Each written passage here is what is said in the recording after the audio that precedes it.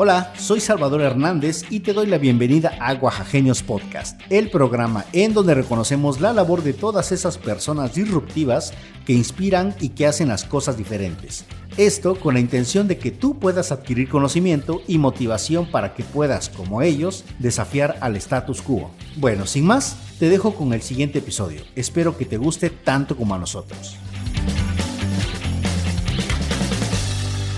Este podcast es presentado por Hotel Agrado Guest House. Vientos, Andy, pues bienvenido a Oaxaqueños Podcast. Yo auguro que este episodio va a estar poca madre porque es un tema que muy pocos tocan o toca fibras muy sensibles, sí. Es un tema muy delicado. Vamos a hablar justamente de la ciberseguridad. Sí. De lo que hace tu colectivo, pero para eso obviamente déjame presentarte primero para quienes no te conocen. Yo me imagino que te conocen muchas personas, pero vamos a darle para los que no. Andy Torres, hacktivista, te haces llamar hacktivista, ahorita me cuentas sobre eso. Perito en informática forense. Sí. Posees un certificado profesional de Palo Alto Network Cybersecurity, otro por la New York University y la IBM. Actualmente cursas la maestría en ciberseguridad. En 2014 fundaste una empresa de seguridad cibernética, sentando las bases del ciberespionaje, espionaje industrial y capacitación en seguridad cibernética. Actualmente eres director general del colectivo DLR, el cual se caracteriza por apoyar a víctimas de violencia digital, cerrando y eliminando contenidos íntimos en sitios de internet filtrados sin su consentimiento, obviamente. El colectivo ha logrado cerrar más de 18,350 sitios. Has contribuido en la creación de una lista de agresores locales en el estado de Oaxaca y otra a nivel nacional. Sí. Misma que es de apoyo vital para exponer a los mismos. El colectivo DLR realiza cursos, capacitaciones y conferencias con la finalidad de enseñar cómo se pueden proteger ante amenazas digitales. Así es. ¿Estoy bien o falta algo más que agregar? Pues sí, es un poco, yo Sí, creo. Claro. De mi trabajo. Al final de cuentas, el colectivo tiene actualmente 4 años. Entonces, de la cantidad de sitios cerrados que se manejaban ¿Ya son más? Son más, sí. ¿Cuántos son más o menos ahorita? Yo creo que podemos estar calculando el doble de ese entonces. Como 36 más o menos, 36,000. Sí, un aproximado. Porque al inicio nos enfocábamos mucho en sitios locales, cosas que encontrábamos aquí en el estado. Fuimos expandiéndolo a otros estados, pero ahorita ya cierro sitios en Colombia, Ecuador, Brasil. Entonces, digamos que el terreno creció y qué chingón. Pues al final... Digo, qué chingón que lo hayas hecho. Qué mala onda que esté creciendo, ¿no? Sí, es algo que está proliferando pero muchísimo. Digo, a final de cuentas, vamos todos para un entorno completamente digital. Entonces... no es algo extraño, ¿no? Digo, básicamente la pandemia hizo que todo el mundo se convirtiera en una persona digital. Y eso hizo que incrementaran muchas cosas, ¿no? La manera en cómo la gente manejaba este tipo de difusiones o de cómo compartían estos contenidos. Entonces, pues, es normal. Conforme la gente se conecta, crece el número de usuarios, crece el número de personas que pueden entrar en esto. También, ¿no? Sí. Ok. Oye, pues la neta, primero quiero felicitarte por el hacktivismo que realizas, por la labor que haces, porque pues muchas personas, no sabíamos y hay otras que no saben que existen personas que hacen eso, ¿no? Porque pues es muy normal que quizás una pareja sentimental le comparta pues contenido íntimo pensando en la confianza o apelando en la confianza del otro, ¿no? ¿Cómo poder decirlo? Pues que no te va a traicionar, justamente porque es algo justamente de 2 personas, ¿no? Claro. Y realmente pasa todo lo contrario. Entonces quiero felicitarte por todo eso que haces. Y pues quiero preguntarte primero, ¿por qué te haces llamar hacktivista y a qué le llamas hacktivista? Bueno, yo llevo mucho tiempo con esta etiqueta del hacking, ¿no? El catalogándome como un hacker, así. Y perdón, para los que no son informáticos y no saben qué es un hacker, ¿qué es un hacker? Es una persona que a través de su conocimiento, en este caso en informática, ciberseguridad, busca la manera de hallar atajos de alguna forma para poder encontrar posibles brechas de seguridad. Además, no necesariamente con la intención de aprovecharse de dichas brechas, sino más bien como por demostrar que existen ciertos fallos. Ok. ¿Sí? Porque aquí hay que tomar en cuenta que normalmente la gente tiene esa percepción de que el hacker es aquel que se dedica a delinquir, ¿no? Ajá, un pirata informático, ¿no? Sí, por ejemplo, ese es el término que creo que quedó por muchos años como pirata informático, que afortunadamente gracias a las comunidades en España hicieron que la RAE quitara el término de pirata informático y ya quedó como hacker como tal, porque pues no somos piratas, ¿no? Claro, Sí. claro. Entonces, todo está... Hay algunos que sí son. Bueno, es que ahí es donde a lo que voy. Quien infringe la ley con esto, pues son ciberdelincuentes como tal. Claro.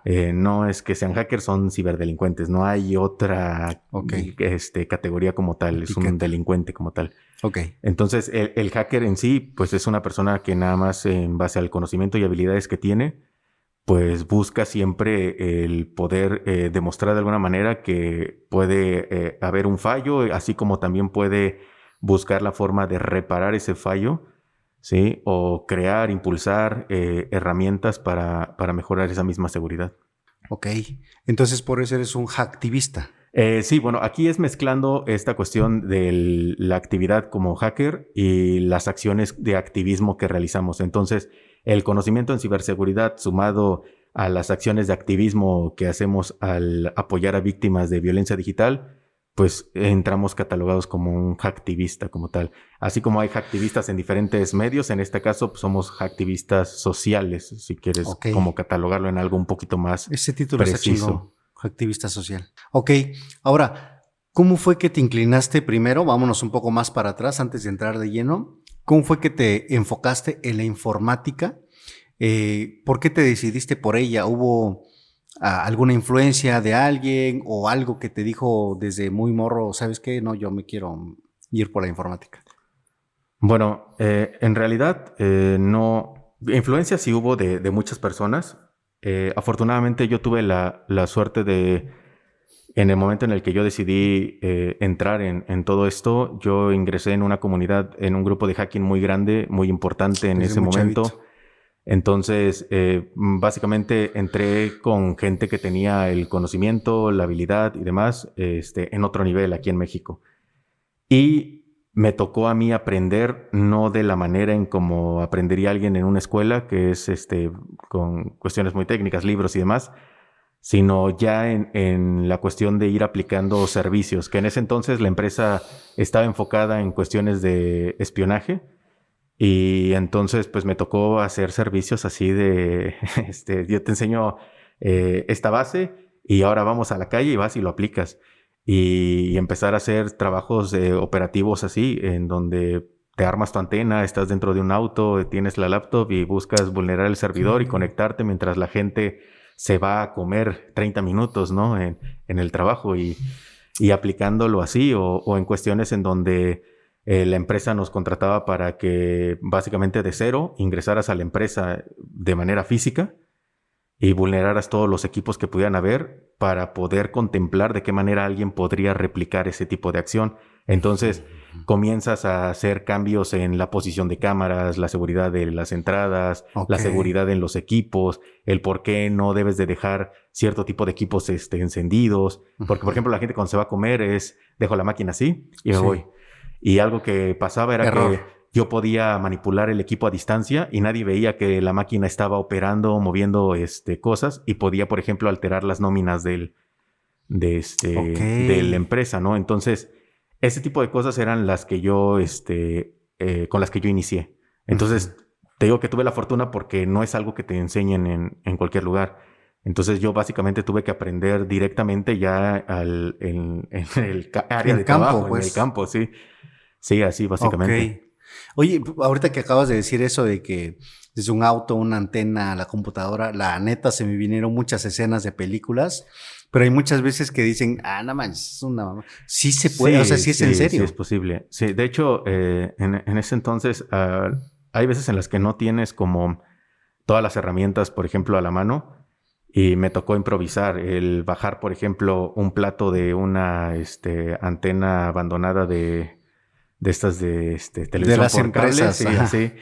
Y lo que tiene es que la curvatura del plato, la pintura y demás ayudan a potencializar la señal. Entonces, con tu antena colocada en la posición del plato, te ayuda, por ejemplo, Lo redireccionas un a poco más. potencializar esto. Entonces, al menos el alcance de, por ejemplo, 20 metros que te da una antena, te lo puede dar a 1 kilómetro si la dejas en un punto limpio muy alto, porque no tienes contaminación Sí, visual. barreras, ¿no? Ajá. Entonces, árboles, nada que pueda obstruir la señal. Y pues que te amplía 1 kilómetro es algo que, por ejemplo, muchos dirían, es que lo viste en una película, ¿no? Pero Sí. no, es que la verdad es que es la realidad. O sea, cualquier persona que se dedique a un instalador que sepa cómo están hechas las antenas, que la pintura, la curvatura que tiene y demás, sabe que el plato como tal ayuda a potencializar esa señal. Entonces, colocándole, por ejemplo, la antena, ayudaba a eso. Y son cosas que, por ejemplo, en el campo, en el área de trabajo, tuve que improvisar para poder hacer eso, porque son cosas que la gente deja abandonadas. Sabes que Sí, pues no siempre hay una sabemos antena para qué ahí son, ¿no? pegada o las andan tirando. Entonces, cuando me tocaba trabajar es date una vuelta a ver si encuentras un plato y para poder mejorar la señal. Y cuestiones así, el poder conectarte a las cámaras que se encuentran en la calle, del C4, C5, Ujú. todo eso fueron cosas que tuve que aprender con el trabajo. Más o menos, ¿cuántos años tenías ahí? Bueno, es que por mi rango de edad, pues sí, eso lo hice aproximadamente hace, no sé, hace como unos Ah, ok. 8, 10 años, O sea, no, unos ya 10 tiene. años, yo creo que tendrá Ok, eso. ok. Sí, ya es de hace un rato Ok. el que yo realicé esto. Digo, hoy en día lo puedes hacer con otras herramientas, otras cosas. Hay cosas que igual ya no se pueden hacer porque parchan las vulnerabilidades. Entonces, pero pues sí, me tocó ahora sí que aprender mucho en ese aspecto. Y ahora que decidí cómo enfocarlo a esta área, pues es adaptar todo lo que ya había aprendido a este campo de trabajo. Porque generalmente alguien que se dedica a la ciberseguridad lo enfoca de una manera empresarial. Siempre. Sí, Siempre estás normalmente. pensando en que una empresa grande te contrate por la cuestión de protección de datos, seguridad en aplicaciones, etcétera, ¿no? Ujú. En este caso no hay alguien que brinde un servicio a un usuario común, Ajá, porque los exactamente. costos en ciberseguridad son altísimos. O sea, un servicio básico, así que digas, es que esta empresa es una ganga, te cobra arriba de 100,000 pesos por un servicio, ¿no? Por un servicio. Sí, por un servicio. O sea, hablamos de que te elaboren una instalación de red, una empresa dedicada a la ciberseguridad y demás, que te genere un protocolo de seguridad, algo como muy, muy básico, te cobra entre 50 a 100,000 pesos por Ok. hacer la instalación, ¿no? Digo, ya ahí ya contemplen de lo que te quiera ofrecer, ¿no? La empresa, pero eso es como, son precios que, pues no, un usuario común no te los va a dar. Entonces, yo lo enfoqué a ese usuario común, a esa persona que pues no sabe qué hacer cuando se vulnera su información, que no sabe a quién recurrir. Y es que en México no hay nadie. O sea, en México hay muchos grupos, colectivos, activistas que te hablan al respecto de esta situación de la violencia digital, porque fue muy sonada, ¿no? Ya en estos últimos 4 años. Ujú, ujú. Pero no hay nadie que te dé una solución. O sea, te dan asesoría, te dicen a dónde recurrir para que te apoye una institución, te apoye alguien Y más, pero ya. no hay manera de que te ayuden a borrar los contenidos, por ejemplo. Ok, ok, ok. No hay nadie. O sea, por más que alguien me pueda decir es que lo puedes encontrar en otro lado, no hay nadie. Ni fiscalía, ni nadie te puede ayudar a borrar los La policía contenidos. cibernética. No, la policía cibernética es preventiva. Ah, caray, mira. Entonces, no es una unidad de investigación ni nada. Solamente en algunos Ujú. estados operan de alguna forma diferente, en donde no solamente es preventiva, sino también trabajan una investigación. Pero no es como ves en la tele un CSI, ¿no? Sí. Se me vino a la mente, la neta, Sí, eso. la gente tiene esa idea, ¿eh? Cuando piensan en policía cibernética, se les viene en la cabeza un CSI Sí, de sí. buscan que siguen al ladrón por todas las cámaras en la Sí, ciudad sí, y, sí, y sí. no funciona Pero así. no hay acá eso. No. Ok. Digo, es importante decirlo porque de repente, bueno, siempre subimos clips y en donde de información o cosas interesantes y de repente salen como que, no es cierto, o sea, sí hay más personas, hay más servicios y todo, pero pues, o sea, tú le estás diciendo que Sí, no no, existe no. alguien Y más. me podrían así dejar claro quién Ajá. para que me digan realmente. Porque Qué no lo chingón. hay. La verdad, no lo hay. Ok, Yo trabajo con un montón de grupos, con un montón de activistas, con un montón de gente que terminan recurriendo al trabajo que hacemos nosotros ujú, porque no lo hay. ok, Hay muchas empresas gringas, muchas plataformas que en asociación con Facebook, con otros lugares, te ayudan como a borrar cierto contenido, pero no es que te den la atención donde, ok, dame el enlace donde está publicado, yo te lo borro. No. ok, Tú mandas una solicitud, ellos te reciben tus imágenes, hacen un escaneo, nunca te confirman si efectivamente se borró o no se borró, nada más te dicen, mándame las cosas y yo te aseguro que si en algún momento se publica algo, si en algún momento pasa algo, se va a borrar. ok, Pero pero no hay entonces garantía. yo podría hacer un sitio y decir, pásame las cosas, yo te aseguro, y no decir nada y decir que tengo un megasitio que borra lo que sea, ¿no? Entonces, no, yo Ok, lo he demostrado con evidencia de que un sitio se cierra, de que las fotos ya no existen, ¿sí? De que a una persona la dejan de molestar, la dejan de acosar. Ese es el trabajo que nosotros hacemos, o sea, el contacto directo con la víctima y el poder resolverle a la víctima y darle la cara a la víctima con eso.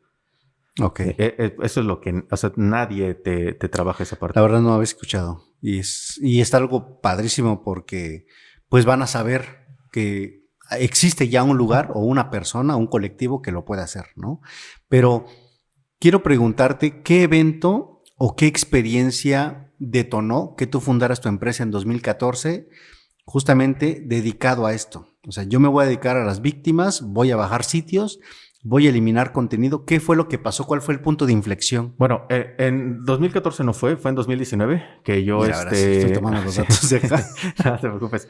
En 2019 fue que yo, empecé a darle como ese primer paso al proyecto. Todavía no tenía la idea de como tal un colectivo, pero fue, digamos, como el inicio en ese 2019 que estábamos justamente como empezando Ok. con la pandemia y esto, yo nunca había trabajado casos relacionados a esto, nunca había tratado con víctimas, nunca había entrado a grupos donde se comparte contenido íntimo, no tenía idea de todo este entorno. Mi trabajo era completamente ciberseguridad en cuestión de sistemas en empresas y aspectos como a otro lugar, ¿no? Ok. Entonces, en el momento en el que yo recibo comunicación con una amiga, ella sabía perfectamente a qué me dedicaba, cuál era mi trabajo, entonces ella me vio a mí como una solución para poder borrar cierto contenido que se había filtrado. Entonces, ella me dijo, oye, ¿existe la capacidad de que me puedas ayudar a quitarle a esta persona lo que está publicando? Entonces, pues comencé a investigar como a la persona que la contactó. La persona me llevó a un grupo donde se compartía este contenido y ahí fue donde mi panorama creció en ese aspecto, porque en ese entonces no se ocultaban tanto como lo hacen ahora. En ese entonces Juan López aparecía con su foto de perfil, con su nombre completo si era posible, se veía su número de teléfono, es más, algunos tenían hasta las fotos con sus hijos, todo, o sea, No como si manches. fuera su Facebook o su cuenta de WhatsApp, así. La persona utilizaba tal cual su cuenta de Telegram para hacer esto sin ningún problema. Y todos muy abiertamente decían, es que esta chica trabaja en mi oficina y estas son sus fotos, o esta es mi pareja, ¿no? Y que alguien quiere que le tome más fotos y así. Subían como las cosas de una manera muy descarada, porque a final de cuentas todos ellos tenían como una especie de hermandad. Sí, nadie rajaba, pues, ¿no? Exactamente, nadie te decía nada, todo era así tan normal. Y pues encontré a muchas personas también que conocí ahí, o sea, tanto a gente que publicaba las cosas, que yo los conocí en la escuela, que de hecho los tenía de amigos, como personas chicas que yo, con las que había estudiado, que a final de cuentas las estaban vulnerando en ese medio. Entonces, yo trabajé la eliminación de las fotos, pero mantuve como un monitoreo en esa cuestión con el grupo y los usuarios del grupo y empecé a dar con otras cosas. Al borrarle las fotos a ella, básicamente ella fue y le contó a otras personas Sí, sí, y así la empezó. cadenita. O sea, Ok. básicamente las chicas que nunca habían podido quitar sus fotos, que por más que las denuncias, que por más que habían ido con la policía, encontraron una solución y la aprovecharon y la explotaron, porque al final de cuentas, de una persona que me recomendó, llegaron 50. No Y manches. básicamente con esas 50 víctimas que atendí, llegaron otras más. Y así. Entonces, básicamente el siguiente paso fue el crear algo que pudiera tener un sentido a esto. Yo venía de ya deshacerme de toda esta cuestión del trabajo que yo venía haciendo en cuestión del hacking empresarial y toda esta parte, porque me volví muy paranoico con eso.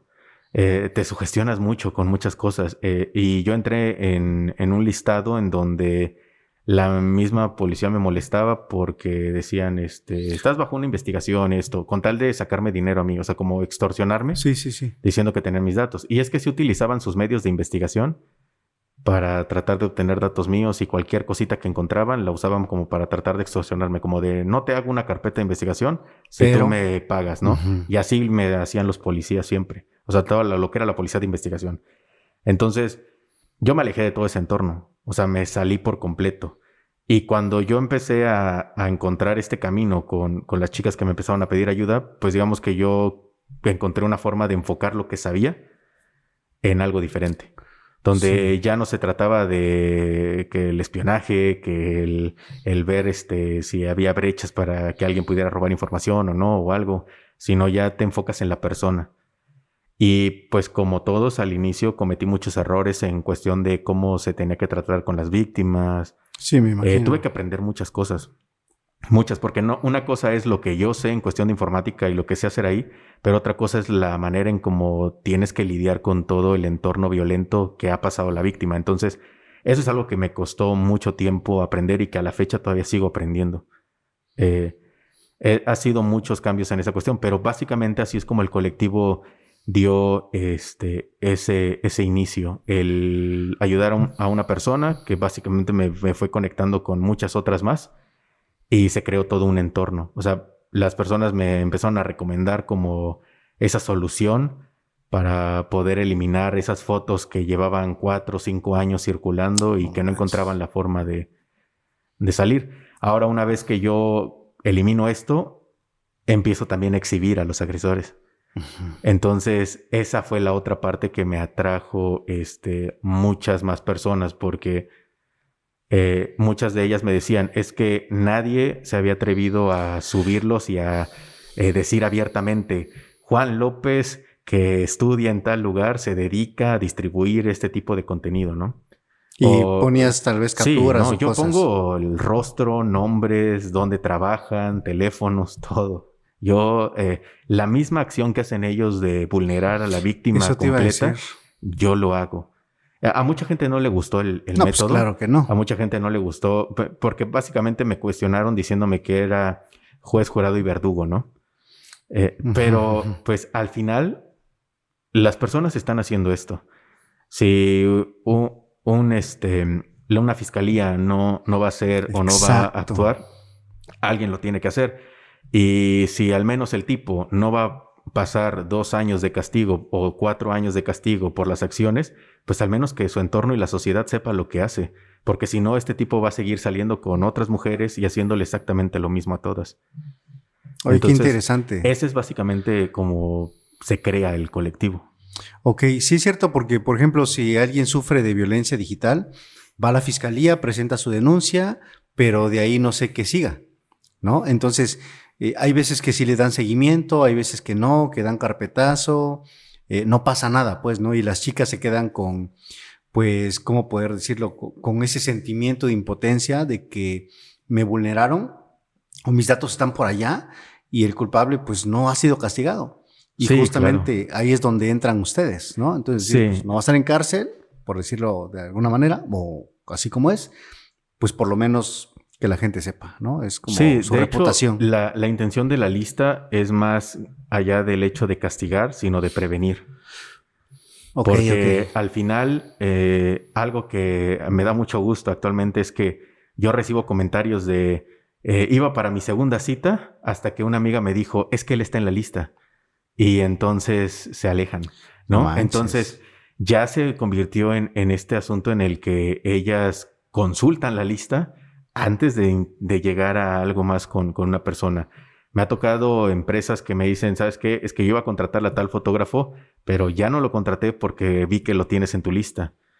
Entonces, ese es lo que a mí me da gusto ahora, que tipos que comercializaron por muchos años con muchas mujeres, que afectaron a más de 500 mujeres en Oaxaca, tuvieron que irse de Oaxaca a trabajar con sus estudios de fotografía, porque al final aquí ya los conocen, saben exactamente cómo les gusta tratar de engañar a las mujeres, tomarles fotos y luego amenazarlas o vender las fotografías. Entonces, tuvieron que moverse a otros estados a tratar de hacer esto. Y por eso es que decidí hacer la lista nacional. Porque dije, no, se me van de Oaxaca. No manches. Pues yo me voy también sobre de ellos a otro lugar, sí. Sí, para que los vayas siguiendo, a menos que te salgas del país. Sí, no, la verdad es que yo decidí simplemente ya no dejarles el camino fácil, ¿no?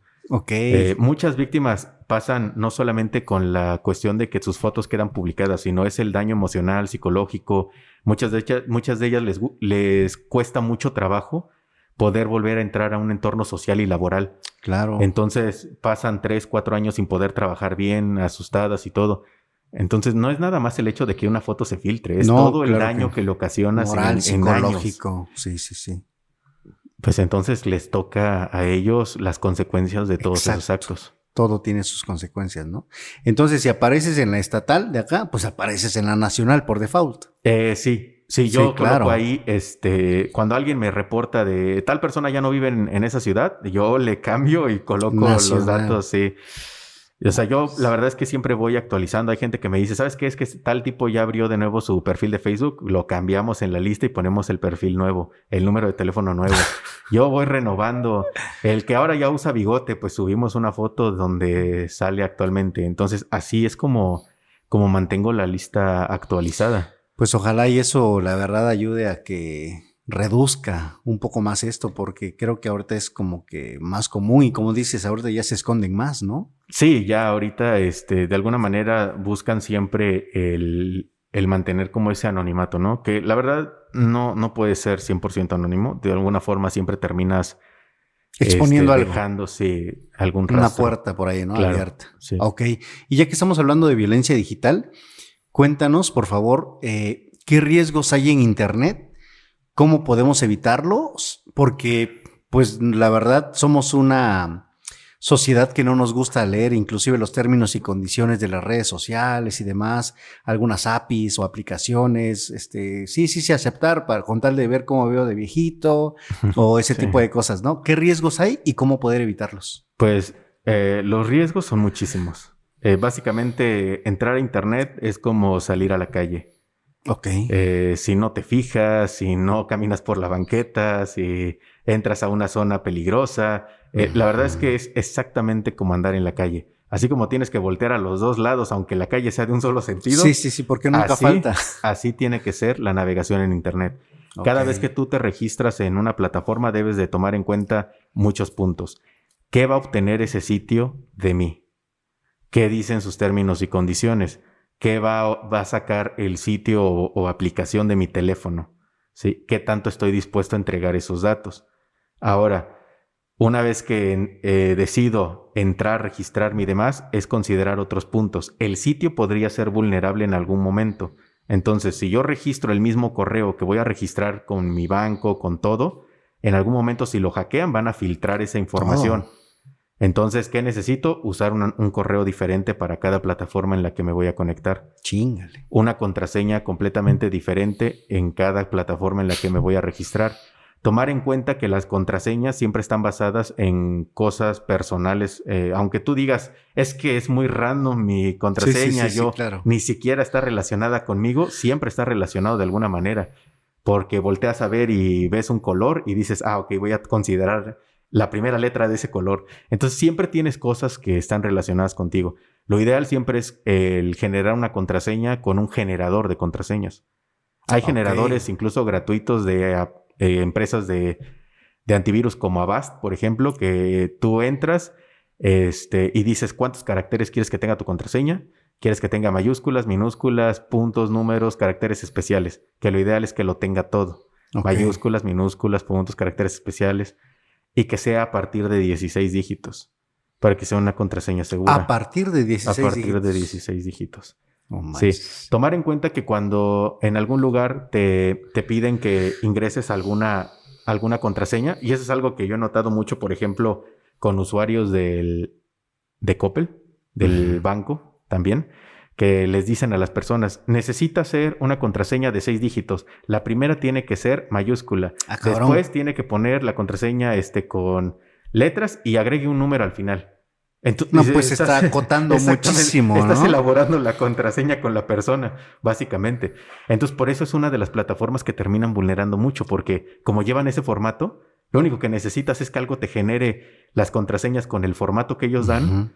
Y por más que pongas un correo y pongas lo llaman un ataque de fuerza bruta, que es donde corres miles de contraseñas o millones de contraseñas para probar. Sí, todas las posibles combinaciones, sí, ¿no? Y luego si lo tienes a 6 caracteres, pues es muy fácil. Mucho más fácil. Sí, por eso pasó lo que pasó últimamente, lo de Coppel, ¿no? Que vulneraron su sistema. Ahí en esa cuestión, el ataque fue completamente diferente. Ahí fue un robo de datos. No, o sea, sí fue un hackeo, pero no un hackeo porque fueran estas condiciones que te platico, sino más bien fue un robo de información. Ok. No, pues sí, muy delicado también. Entonces, se roban los datos de algún servidor y básicamente vienen los datos del usuario, ¿no? En ese servidor. Y de ahí, pues, no sé, creo que tuvieron ellos acceso a ciertos servidores y generaron modificaciones en las cuentas, que fue lo que pasó, que dicen que creo que 1 millón de personas les borraron sus deudas y demás, ¿no? Que digo, aquí hay que tomar en cuenta que borras la deuda digital, pero está la impresa, entonces... Sí, claro. O sea, no. Nada de que mi colchón ya no lo voy a pagar, ¿no? Claro, o sea, ahí está. Sí, claro. Esa es la otra parte, ¿no? En la cuestión digital. Que podrás borrar todo de manera digital, pero si existe una evidencia impresa, no hay más, ¿no? Ok, me desvié un poco del tema. Estábamos en lo de las contraseñas de 6 caracteres. Entonces, generas, por ejemplo, una contraseña segura, ¿no? Segura hasta cierto punto, ¿no? Uh-huh. Y todo esto forma parte de iniciar tu primer ingreso a algún sitio, ¿no? Entonces, esto es considerar a redes sociales y a cualquier cosa. Hay personas que, por ejemplo, me dicen, es que tal persona está utilizando mis fotos de Facebook y yo nunca di esta autorización de que las utilizaran. Bueno, es que en tus términos y condiciones tú dices que tú le estás otorgando a Facebook las fotos. Las fotos ya no son tuyas. Las fotos son de Facebook. Una vez que tú subes una foto a Facebook o alguna red social, ya no es tuya. Por más que tu cara esté ahí, ya no es tuya. Ya es pública. Es pública. Ok. Sí, es pública. Entonces cualquiera puede tomar esa fotografía y hacer uso de ella.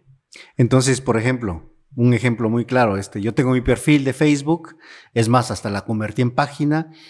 Alguien baja mi fotografía de ahí y la sube en otro sitio y pone alguna publicidad o algo. Yo decía, oye, estás ocupando mis datos personales, lo subiste sin mi consentimiento, te voy a demandar. ¿Aplica? Aquí habría que tomar en cuenta otras condiciones, ¿no? Como el registro de marca y algo más, okay. ¿No? Si te metes como en ese tipo de condiciones... Pero que suban, por ejemplo... Pero, por ejemplo, algo más fácil sería que, por ejemplo, ahora Facebook utiliza nuestras fotos para su publicidad de la plataforma. Entonces, ellos pueden usar tu cara todo. Es más, hacer que tú salgas hablando, diciendo algo con inteligencia artificial. Y no importa, porque tú ya otorgaste los derechos de tu rostro, de tu voz en un video, de todo. Entonces ellos se amparan. A ver, tú aceptaste acá. Sí. Y así. Ya no hay nada más que hacer. Claro. Tú aceptaste esos términos y condiciones con la plataforma. Porque a final de cuentas, el uso de tu imagen no le están haciendo en televisión ni en ningún lado. Le están haciendo en su misma plataforma. Changos. Sí. Entonces, es por eso que cuando tú vas y dices o quieres decir, te voy a denunciar o demandar porque estás usando mi fotografía, inténtalo. Pero no. Ok. La verdad es que al final, por ejemplo, yo cuando hago uso de mi lista de agresores, todas las fotos que están ahí son de acceso público. Son fotos que yo obtuve porque ellos mismos las dejaron de acceso público. Sí, claro. Ok. Y ahorita que estás tocando justamente el tema de los agresores, ¿cuáles son las características que deben de tener para formar parte de esas listas? ¿O qué deben de hacer? Bueno, la mayoría de los agresores que están ahí, yo los he identificado porque los he descubierto vendiendo, compartiendo contenido íntimo. Hay algunas excepciones a la regla que en donde yo subo a alguna persona porque es algún caso donde hubo algún tipo de violencia física o alguna clase de abuso, pero es porque se inicia un proceso legal contra la persona. Entonces, yo lo publico ahí, donde pues básicamente la persona me contacta porque tiene videos donde el tipo la está golpeando o ella está toda golpeada y aunque la fiscalía no quiere como... Porque la cuestión con la fiscalía es que esos temas son un poquito más delicados. Las lesiones si no son tan fuertes, no procede como más que como si hubiera sido como una pelea en la calle, ¿me explico? O sea que no, a esta persona pues no se le puede detener como tal, a menos de que haya sido en flagrancia y así. Entonces... Hay muchos vacíos, ¿no? Sí, entonces nosotros lo que hacemos es publicarlo. Así sea un par de cachetadas, a final de cuentas, la persona que llegue a interactuar con él va a saber que el tipo es violento. Claro. Entonces tratamos de colocar también a ese tipo de personas. Hicimos como un poquito más de espacio, no solamente para las personas que identificamos compartiendo, vendiendo contenido íntimo, o por ejemplo tratando de tener algún contacto íntimo con algún menor en un entorno digital, No manches. sino que también abrimos camino hacia personas que han ejercido algún tipo de violencia física con alguna persona. Y por ejemplo, vámonos a la otra parte. O sea, ¿qué pasa si el agresor te dice, oye, tú subiste información, video que es privado, que yo no te autoricé, te voy a demandar? Me imagino que ya te han dicho, te ha pasado. Sí, en 4 años. Yo siempre hago bromas con eso y digo que debo de tener mi propio departamento en la fiscalía. Ajá. Con mi... Sí, yo creo que con sí. mi propio archivero para todas las denuncias. Sí, denuncias hacen todo el tiempo, ¿eh? Todo el tiempo están denunciando que están en la lista de agresores, que los publico en Facebook, que los publico en algún lugar, que hago difusión de esto, que de hecho la manera en como ellos intentan hacer su denuncia es que yo obtuve sus datos y los estoy extorsionando. O sea, esa es su justificación. Sí, esa es la manera en como ellos justifican este acto, ¿no? Dicen que yo los extorsiono y que yo estoy haciendo ese tipo de cosas. Aquí lo que pues deben de tomar en cuenta es que no funciona así nada más. No es como que vayan y digan, es que esta persona me está... Y sí, claro, manden una patrulla, deténganlo. No. Claro, no funciona así. Entonces, mientras se empiezan ellos con ese proceso, primero lo que necesitan es que entreguen mis datos. Entonces... Pues no los tienen. Por ahí no los tienen. De Entonces, entrada, ¿no? Okay. Otra es dónde notificarme, ¿no?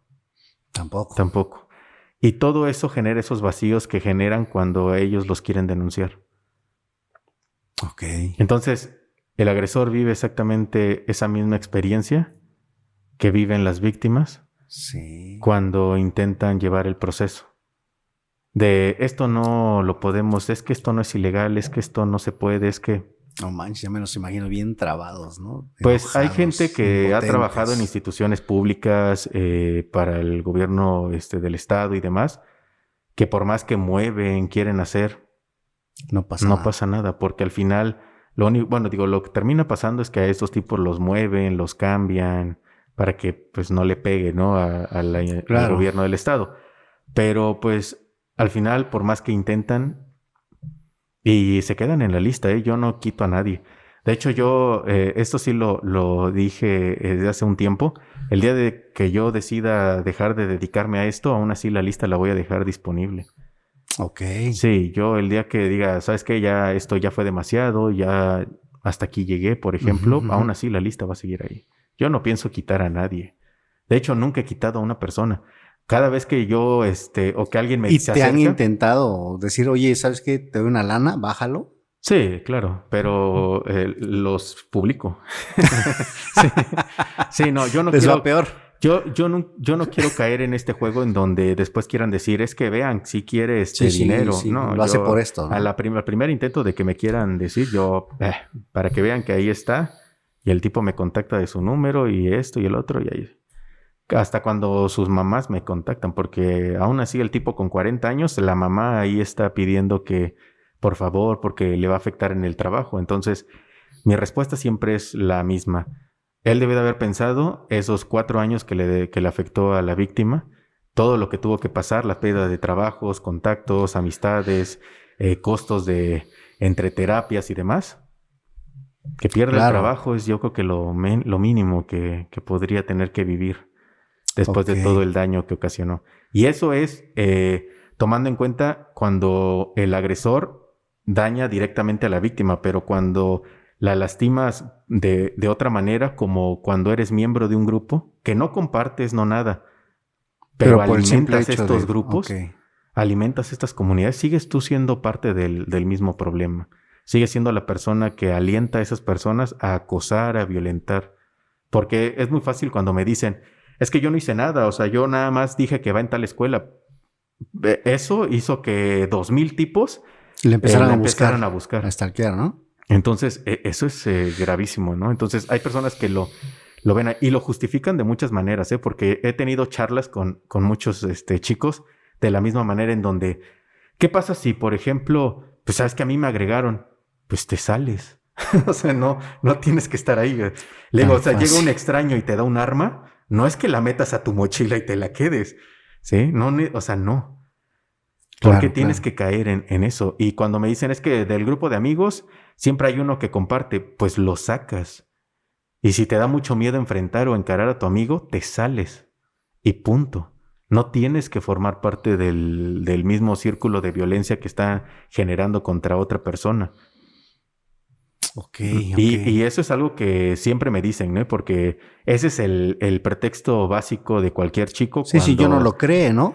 Sí, claro, ese es el asunto. Pues mira, ni yo le tomé la foto, ni yo hice el grupo, pero tú estás consumiendo y tú estás formando parte, ¿no? Entonces, pues sí, eres un agresor. Ah, cabrón. Ok, ahora, si quieres, yo creo que es lógico, sin decir nombres, ¿quiénes están en la lista? O sea, no sé si me explique, funcionarios, alumnos. Tengo de todo, tengo desde fotógrafos que son muy reconocidos porque son de aquellos que sacan todas las generaciones, las fotos de la graduación y demás, que ya con eso tienen idea de cuáles tres principales fotógrafos son, que tengo ahí en la lista. Tengo a gente que ha trabajado en el sector salud, tengo al 80% de los profesores de la UAPJO en mi lista de agresores.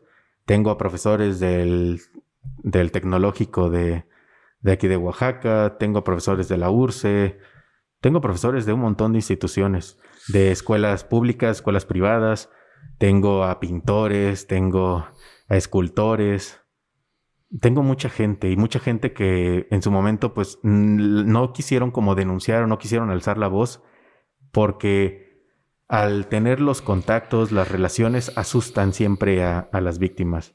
Yo soy un escultor famoso. ¿Sabes con quién me llevo? Yo conozco al presidente municipal de tal lugar, yo conozco al gobernador, yo conozco a no sé qué. Mi obra ahí está en tal calle. ¿Qué hacen las víctimas? Pues se asustan. Tú me quieres hacer algo, yo te puedo hacer algo 1000 veces peor. Pues entonces no tienen hacia dónde ir y lo único que queda es tratar de buscar la manera de que los demás vean lo que está haciendo y eso es lo que hace mi lista. El exponerlos tal cual como son y no me interesa qué contactos tengas, no me interesa quién seas, no me interesa qué tanto dinero tengas. Estás ahí porque te mereces estar ahí, porque has violentado, porque has abusado. Y como digo, de aquí de Oaxaca hay un montón de personas. Tengo influencers, gente que se las da de influencer también aquí en Oaxaca y que ahí están y que cuando sale el periodicazo que dicen, es que el gobierno me ataca. Ok, sí. Entonces, no es eso, ¿no? El tipo es de por sí violento porque el tipo ha violentado a todas sus exparejas y ha llegado a compartir y ha llegado a formar parte de ciertas actividades, ¿no? Entonces, cada persona que está ahí ha hecho tal cual las cosas como las hemos publicado. No, nosotros no buscamos el utilizar la lista para sacar un beneficio. Sí, o sea, digo, arruinar reputación, ¿qué reputación?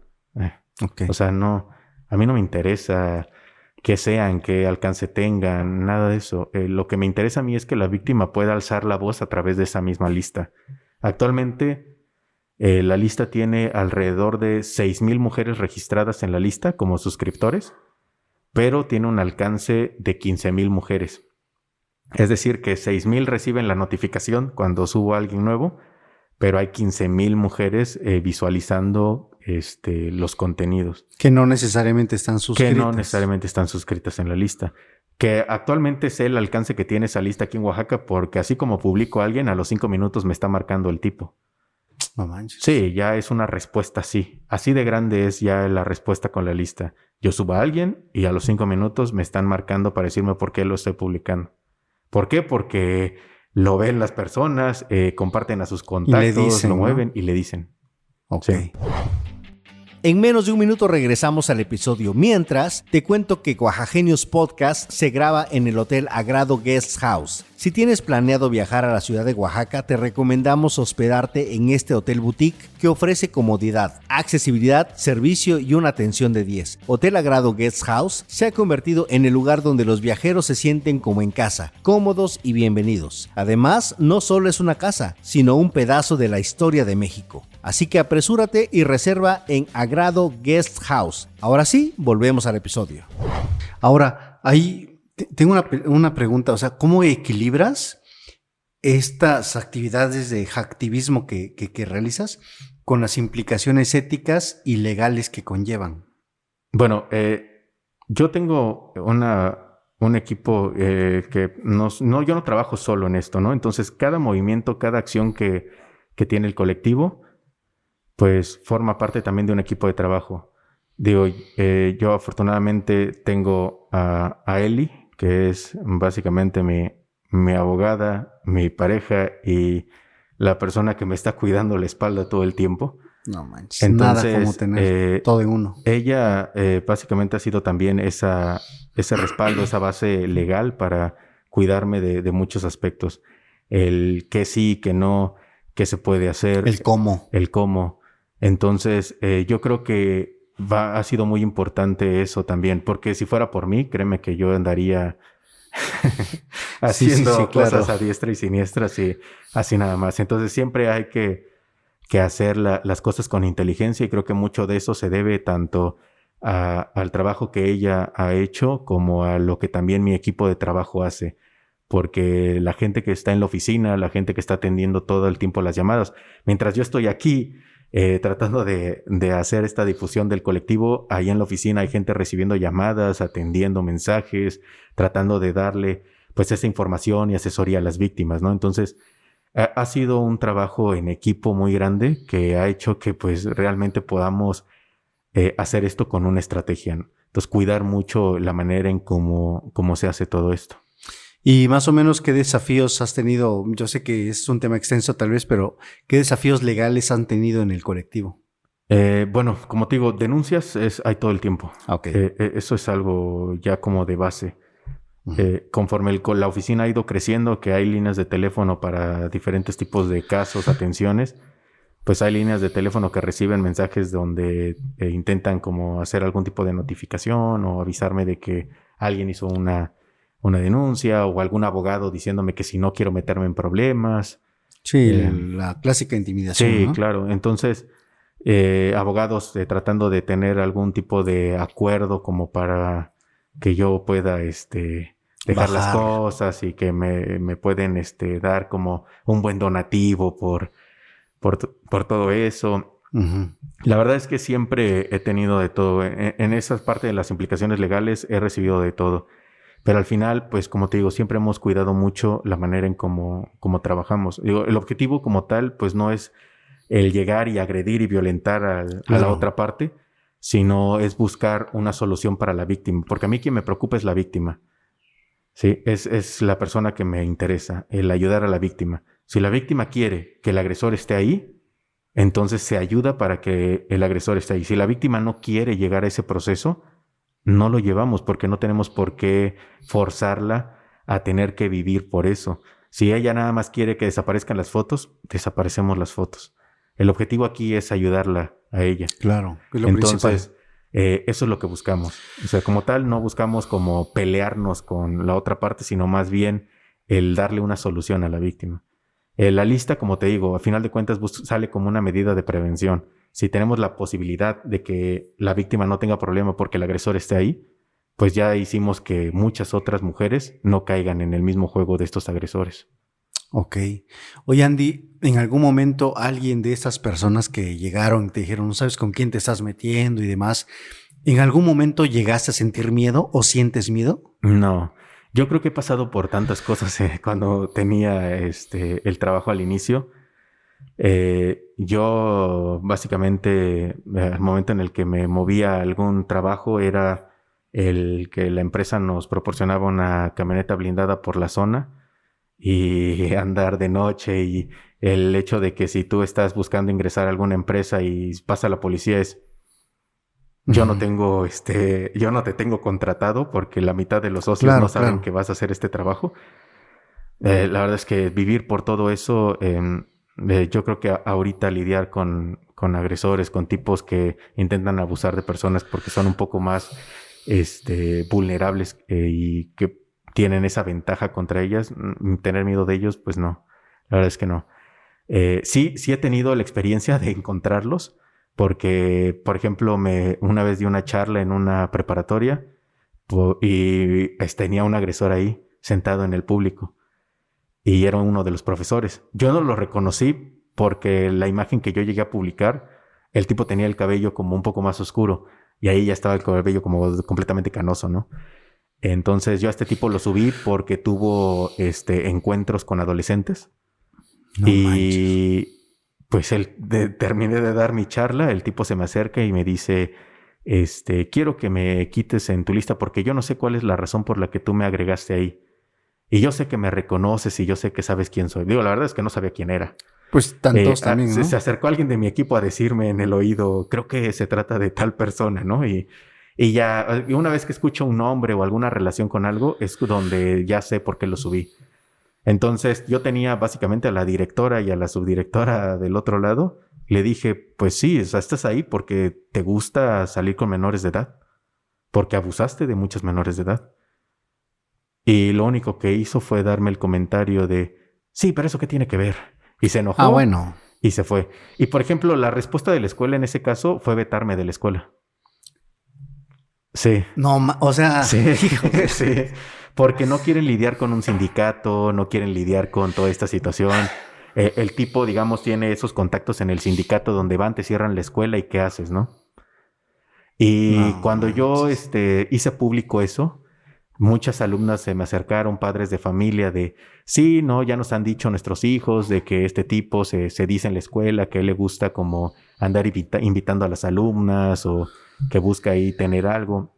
Entonces, saben perfectamente las acciones del tipo. Desde la dirección saben perfectamente que el tipo es así. De hecho, la respuesta de la directora fue: es que él no solamente da clases aquí. ¿Y por qué subiste nada más que el tipo está aquí? Ajá, sí. O sea, ya sabe ella que el tipo es así. Pero lo que le molestó es que yo mencionara su escuela claro. Y no la otra, ¿no? No manches. O sea, eso es como... O sea, en eso se fijaron. Sí, claro. Eso es lo que les importó en ese momento. O sea, no les importa las posibles víctimas que tengan ahí, ¿no? Las alumnas a las que haya podido acosar el tipo. Porque el tipo lleva muchos años ahí, muchos. Son de esos profesores que dicen que ya son una institución en el lugar, ¿no? Unas vacas sagradas. Claro. ¿Sí? Entonces, el tipo ha dado en 2 de estas escuelas preparatorias muy conocidas. ¿Sí? Privadas. No, públicas. Sí, son de estas 2. Las clásicas 2 principales que buscan siempre, dónde meter a sus hijos. Esas. Entonces, el tipo está en las 2. Entonces, yo cuando lo publiqué por la otra. Pero, pues, yo me lo encontré en esta. Yo no sabía que él daba clases ahí. Entonces, yo cuando hice la mención, pues, yo mencioné que me lo encontré ahí. Porque, pues, ¿por qué voy a decir que me lo encontré en otro lado? Pues sí. Entonces, pues, al final nos vetaron de ahí. Y como eso, pues nos han hecho en muchas escuelas. No nos dejan dar charlas en la UAPJO porque tengo a casi todos sus profesores en mi lista, ¿no? Y desde el administrativo al profesor, así tal cual. Y con evidencia de todo, con capturas de mensajes donde que si le mandaron que al rector y demás. Y de ellos he recibido mensajes de sus grupos de porros, de que ni me vaya a parar, que esto y el otro. Así. Ay, cabrón. Entonces, la verdad es que yo hay escuelas donde no puedo participar precisamente por eso, porque saben perfectamente que yo no voy ahí a querer ocultar algo. Yo me he ido a parar a universidades a mostrar mi lista de agresores y donde les he dicho: el día que yo tenga un profesor de esta escuela voy a venir y lo voy a mostrar en esa pantalla. Así, tal cual. Porque yo no voy con esa intención de venir a ocultar ni a esconder para mi beneficio ni nada. Yo busco que las víctimas sigan alzando la voz a través de esa misma lista. Yo pues la neta reconozco bastante tu valentía porque no creo que no ha de ser tan fácil hacer eso, pero centrándonos en las mujeres, en las víctimas, ¿qué tips le darías a ellas y a sus familias, sobre todo a sus papás, ¿no? Porque creo que has de coincidir conmigo que de repente dice, papá, es que fíjate que, ¿para qué compartes las cosas? O sea, y creo que en vez de sentirse apoyadas, se sienten más presionadas. Entonces, yo sé que no eres psicólogo y demás, pero de acuerdo a tu experiencia, y bueno, en temas cibernéticos primero, ¿qué tips les darías a ellas y a sus papás? Creo que aquí lo principal es entender que cuando una persona llega a compartir su intimidad en un entorno digital, es exactamente igual a si la compartieras de manera física. Es decir, que cuando tú buscas tener una interacción con alguien, una interacción sexual, algún tipo de relación con una persona, no es que salgas a la calle y ay, detienes al primero que encuentras y Claro. ya, ¿no? O sea, sabes con quién, al menos te relacionas un momento y de cierta manera llega un punto en donde entras en confianza por toda la seguridad y el entorno que te dio la persona. No puedes saber perfectamente todo de Sí, alguien, al 100%. pero al final piensas y analizas muy bien al momento en el que llegas a ese punto. Lo mismo tiene que pasar cuando llegas a compartir fotos con alguien. No porque sea a través de una pantalla, es tan diferente. Sí, de la misma manera en como una persona usa protección cuando llega a tener algún contacto físico, lo mismo tiene que ser cuando lo hacemos de manera digital. Hay maneras de poder limitar la imagen a una sola vista, aunque no es un método No es 100% garantía, ¿no? seguro. Al menos hacer el intento de no mandarla así nada más, ¿no? El también evitar que en la imagen pues salga el rostro completo, que salgan tatuajes, señas particulares que puedan de alguna manera mostrar perfectamente que se trata de ti.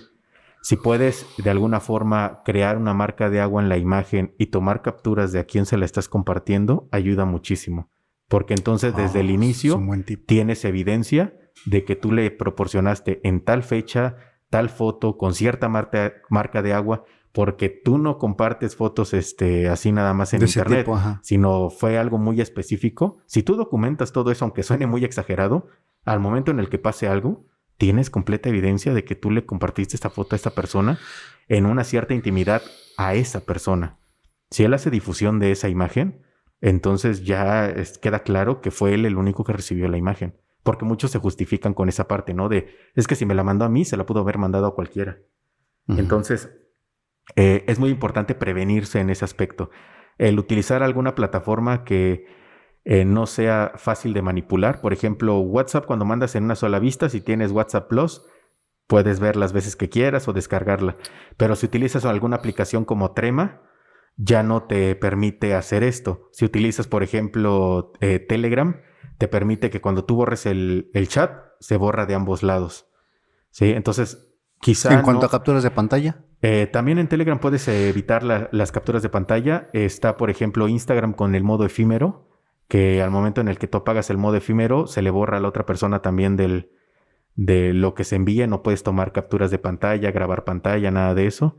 Entonces creo yo que son como pequeñas herramientas que te permiten como al menos mandarlo no a 100% seguro, pero al menos un 50, 60 sí, que claro, te reduces. permite que al menos la persona no se le haya prendido el foco en ese momento y no tome captura, no haga algo rápido que te permita, ¿no?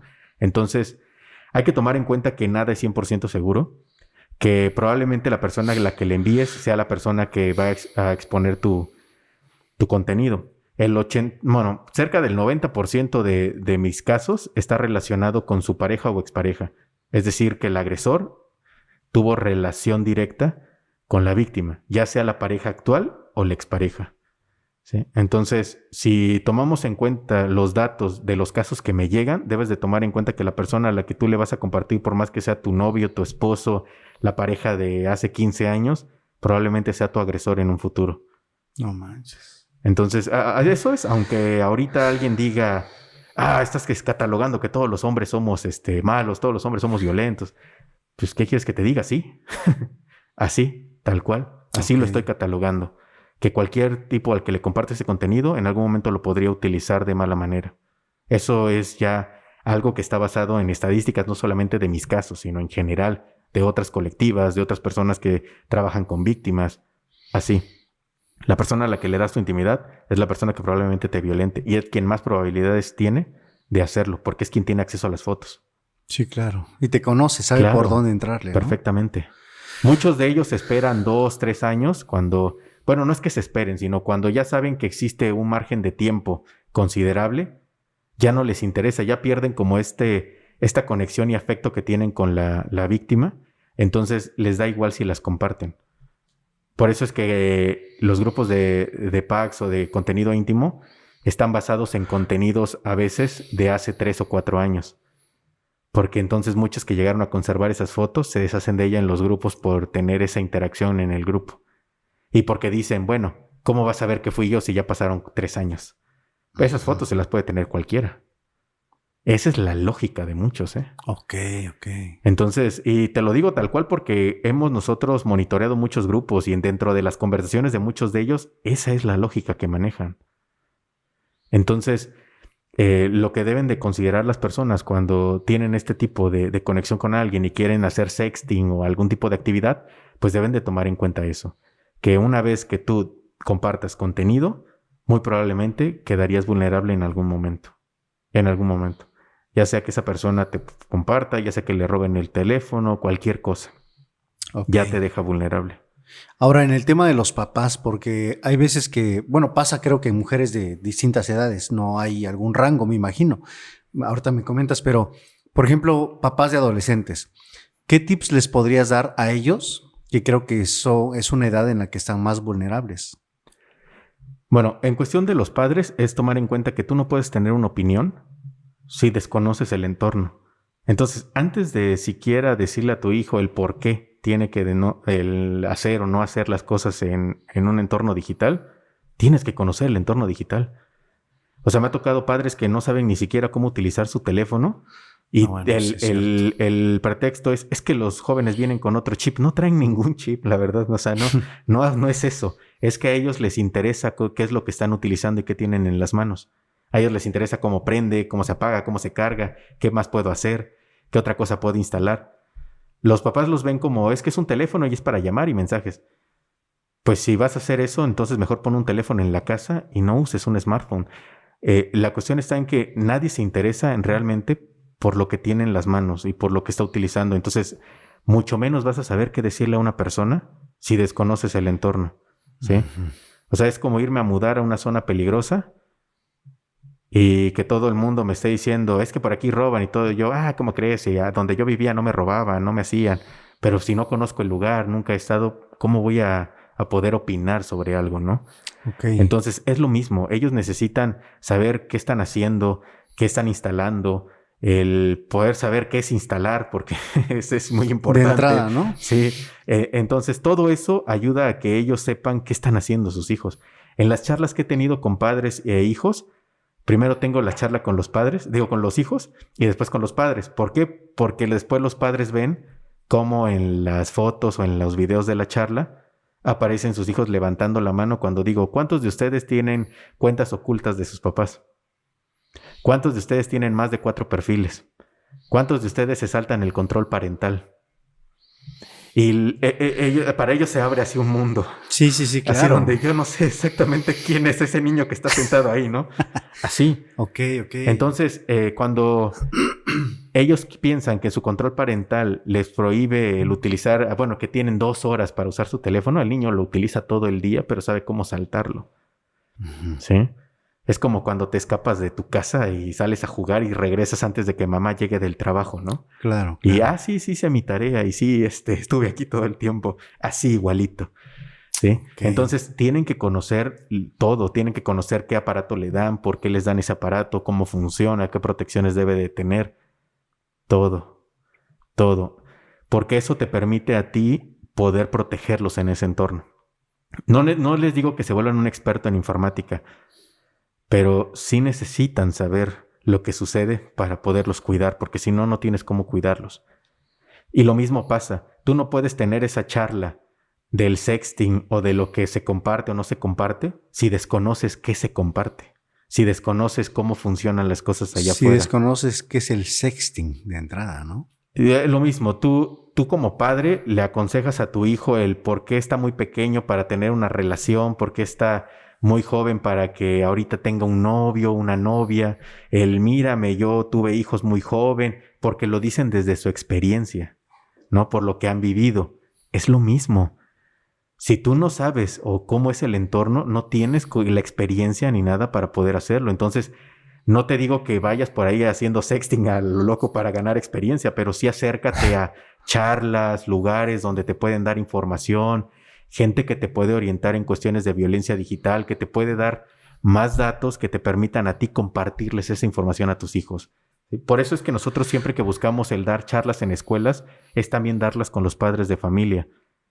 Porque está bien darle a los niños las herramientas y que los niños puedan identificar la violencia, pero también los padres necesitan saber qué sucede, necesitan conocer qué actividades tienen sus hijos. Yo cuando les doy normalmente como la plataforma que es Roblox, que es como la que más utilizan todavía hasta este punto ciertos niños entre 8 a 10 años, y les digo que ese es uno de los puntos de mayor contacto de adultos buscando menores y que la misma plataforma lo da a conocer y que da charlas sobre eso dentro de la misma plataforma. A los padres se les cae Sí, claro. la sonrisa, la mirada y todo, porque al final pues saben que sus hijos están ahí, sienten que porque son monitos y porque juegan con otros niños no pasa nada. Y a final de cuentas es un lugar donde más depredadores hay. Sí, porque saben que hay más niños ahí. Exactamente. Sí, así. Okay. Entonces, eso es algo importante, que realmente sepan el dónde pueden estar vulnerables, qué normalmente hacen los agresores. Es muy importante para que ellos sepan qué decirles a sus hijos, ¿sí? Entonces, ellos necesitan conocer el entorno.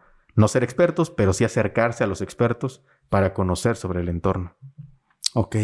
Ahorita nos vas a dar tus datos para que, por si alguien quiere acercarse y demás, les puedes dar algunas asesorías o talleres, pero quería preguntarte algo. De acuerdo a tu experiencia, has ayudado a muchas víctimas, pero ¿podrías compartirnos algún caso particular que haya sido ejemplar o algo que te haya marcado y que digas, este caso fue muy especial por esto, obviamente sin decir nombres y demás? Sí, bueno, casos que me han marcado han sido muchos por diferentes tipos de formas en tanto cómo terminaron como cómo inició todo el proceso. Creo que uno de los casos más complicados que he tenido ha sido en donde al momento en el que yo comencé a intervenir para poder borrar los contenidos, el poder trabajar toda esa parte de eliminación de fotos, fue ya en un punto muy tarde. Habían pasado muchos años, cualquiera puede ya tener los datos, porque en todos esos años ya no necesita ser alguien de aquí del estado. Puede ser alguien de otro país quien te esté acosando, porque ya tiene tu información, tiene la manera. ¿Qué hacen los agresores? Que cuando tienen los datos buscan extorsionar. Yo no publico esto, yo no sigo haciendo esto si tú me das algo reciente, si tú me das algo nuevo, si tú me pagas. Entonces, toda esta parte es la que pues mantiene la violencia activa. Entonces, borrar la información ya era un caso, no por decirlo un caso perdido, pero sí un caso muy complicado. Entonces, yo seguí trabajando la eliminación de fotos en grupos y demás, pero llegó un punto en donde la víctima ya no soportó. Su mamá llevaba muchos años recibiendo sus videos, sus fotos, el acoso. Para su mamá ya era uno de, tú déjalos, no importa, cambiamos de número otra vez, porque pues le conseguían el número otra vez, porque alguien dentro de su entorno probablemente era quien seguía proporcionando datos. Entonces, para la mamá era como siempre tratar de ver ese lado positivo, de no te preocupes, o sea, ya ni modo, o sea, siempre se puede seguir, hacer algo diferente. Y ella ya no pudo, ella terminó quitándose la vida con ese acoso. Entonces, llega ese punto en donde, pues cuando tú estás trabajando el caso, estás borrando esto y pues te marcan para decirte que pues, simplemente ella ya no pudo, es muy complicado. Porque ese es realmente el punto hacia donde orillan a las víctimas siempre. Siempre. He tenido muchos casos. Anoche nada más platiqué con una persona que lleva 4 años recibiendo acoso de no sabe quién, porque inició con su expareja y actualmente ya no sabe quién sea. Se ha mudado 4 veces, ha cambiado de trabajos, es la tercera ciudad en la que se cambia.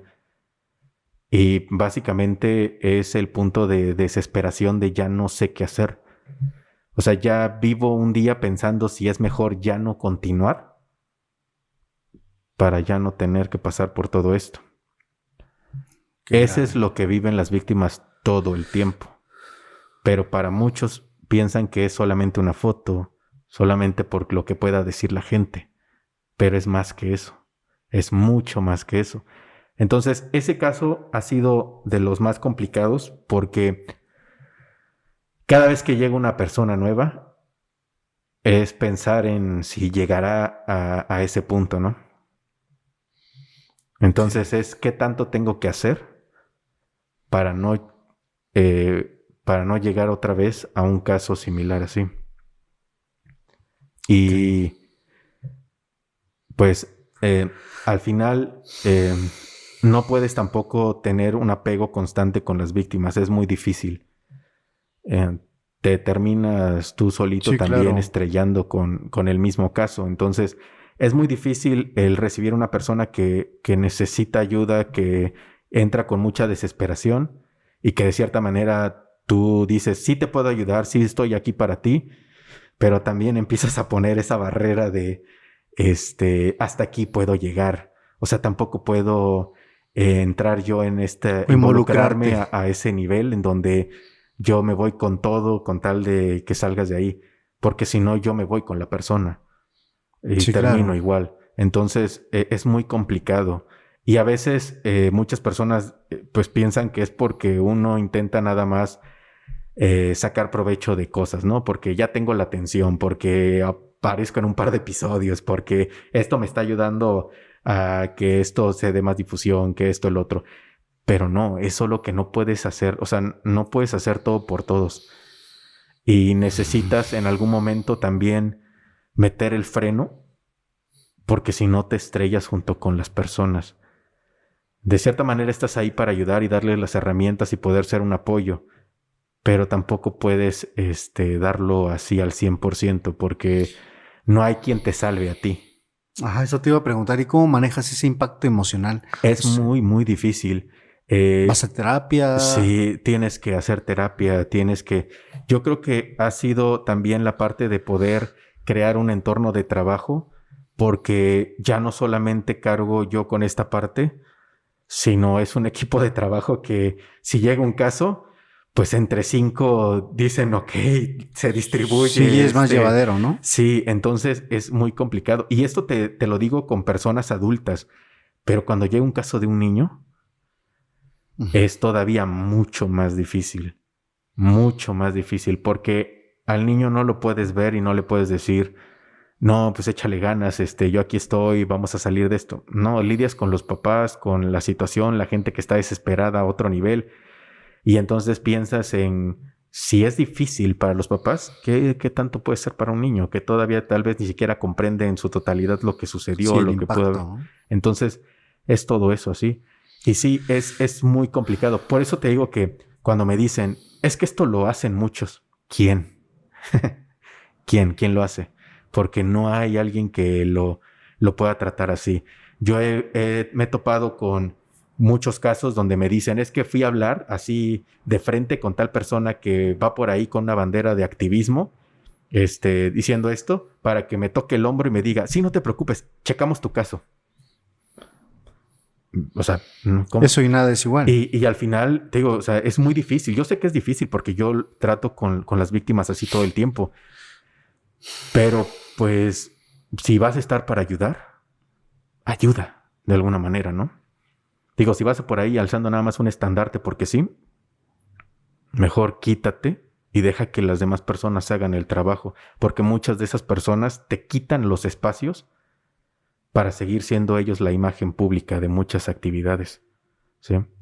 Ok. Entonces, a mí me ha costado muchísimo por muchos asuntos, de que si porque soy hombre y las víctimas mujeres, porque soy yo quien está haciendo esto. Pues porque soy yo, porque nadie más lo quiso hacer. Así de sencillo. Aunque suene crudo, aunque no les guste mi respuesta, esa es la realidad. Lo estoy haciendo yo porque nadie quiso hacerlo. Porque yo llevo 4 años lidiando con esta situación yo solo. donde nadie fue y me dijo, oye, ¿qué necesitas? Oye, yo tengo un grupo que te puede apoyar y entre todos podemos echarle la mano. No, nadie. Cuando yo quise tocar puertas, todo el mundo me dijo, es que eres hombre. ¿Por qué quieres entrar en esto? Y dije, pues bueno, si para ti existe un conflicto con eso, pues entonces lo voy a hacer por mi cuenta, a mi manera. Y eso es lo que hice. Hacerlo por mi cuenta, a mi manera.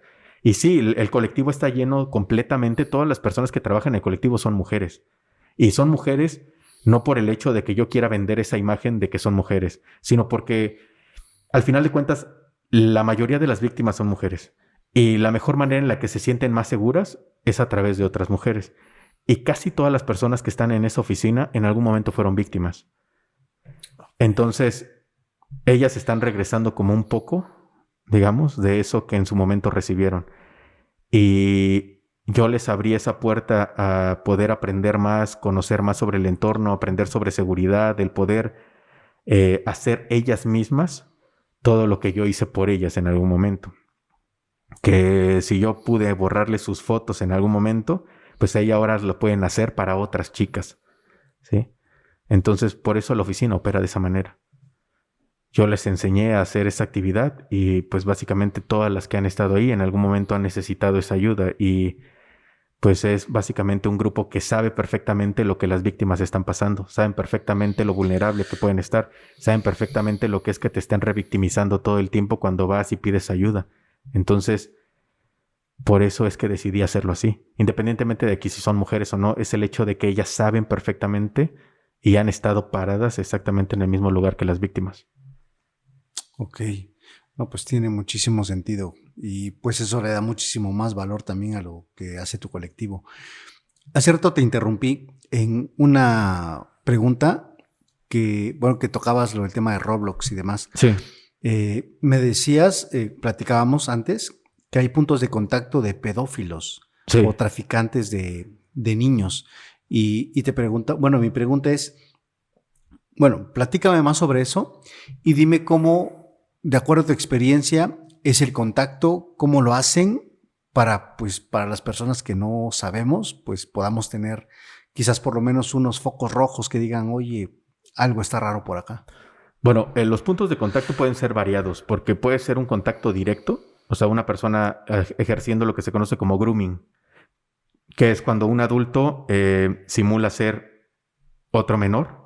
Okay. Y entonces intenta tener a través de esa imagen que ese menor ya tiene de que está hablando como con un igual, el aprovecharlo para poder tener otro tipo de interacción, ¿sí? Entonces se hacen amigos, se conocen, aprenden más sobre ellos y entonces empiezan las curiosidades. ¿Tú alguna vez has entrado a este tipo de páginas y manda una página? ¿Tú alguna vez has hecho esto y manda otra página? Y poco a poco la curiosidad del menor empieza a abordar creciendo otros temas. Entonces, al rato, para el menor ya somos dos con la misma curiosidad. Me siento cómodo hablando contigo de estos temas. Entonces, me identifico. Después es otro con, ¿alguna vez te has tomado fotos?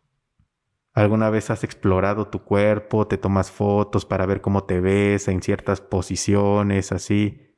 Y así empieza el juego. Ellos mandan ejemplos de fotos de otros niños, claramente. Ellos se sienten en confianza porque ya vieron las fotos de la otra persona, entonces deciden tomar fotos ellos y así empiezan a compartir. Después, cuando entran en otro tipo de conexión, que no es precisamente como, por ejemplo, esta conexión sexual, lo que hacen es generar otra clase de apego, como yo sé que tienes problemas en casa porque yo también los vivo. Pero ¿sabes qué hice yo? Yo me fui de mi casa y ahora tengo un trabajo y a pesar de que soy niño, tengo cómo generar dinero. ¿Quieres que te enseñe? Y entonces les enseñan a cómo salirse de casa, qué deben de tomar antes de irse para que puedan venderlo, comprar no manches, boletos de autobús, cómo poderse mover por ciertas terminales donde normalmente pues no revisan quién compra los boletos. Pues ya es que pasan con la camarita y... Sí. Entonces, donde no te cuestionen, pégate a un adulto cuando te subas al autobús, parece como que vas con el adulto. Todo eso les enseñan para que puedan ellos moverse. Y de cierta manera empiece otra clase de tráfico, por ejemplo, que ya hablamos de un tráfico de personas, donde logran sacarlos de casa para después ellos poderlos conectar en otro punto.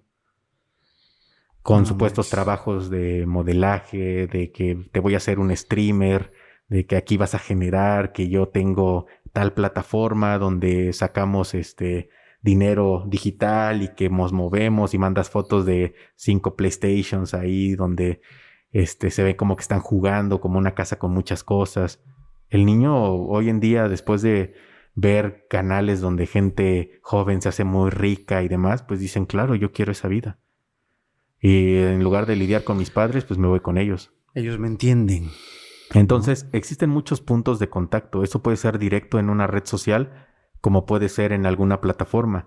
He visto desde conexiones desde juegos como Free Fire, conexiones como en juegos como Roblox, el tener equipos de gaming como en Fortnite o alguna otra plataforma, donde empieza el primer contacto, después se mudan a WhatsApp, después se mudan a Telegram o se mudan a alguna otra plataforma. Entonces, poco a poco van escalando. Uh-huh.